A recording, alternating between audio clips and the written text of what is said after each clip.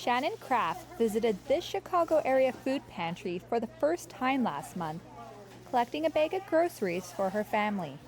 She'd used federal food stamps to buy groceries, but rising prices over the summer meant that assistance fell short. That's why she came here. Inflation is through the roof. You gotta decide between medication and food. She's not alone. Nourishing Hope has seen a 40% increase in visitors this year so far. Rising hunger is a problem for U.S. President Joe Biden. He's set to host the first White House summit on hunger in 50 years and is pledging to eliminate hunger in the U.S. by 2030. And higher food prices are eroding the value of food stamps.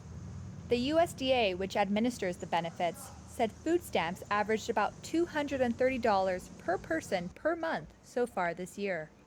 Food insufficiency for families with children climbed over 16% by July.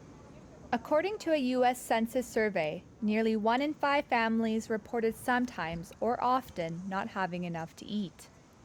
Things until recently seemed to be improving, and hunger eased in 2021, in part due to pandemic relief measures. But as pandemic policies begin to abate, so did hunger prevention efforts. This year, the USDA is on track to buy just over half the food it purchased during the height of the pandemic. Donations from grocery stores and food distributors have also waned, as businesses tighten supply chains and minimize waste. Kelly O'Connell is the CEO of Nourishing Hope. The reality is the pandemic hit so many folks hard, and now this is kind of a 1-2 punch, right? Even if they were getting a little bit more stable on their feet, now here comes inflation with the cost of food going up 12-ish% on average. Their money's just not going as far, and they're needing to find other ways to put food on their table. That has food banks struggling to make up the difference, as they are forced to purchase food at higher prices themselves.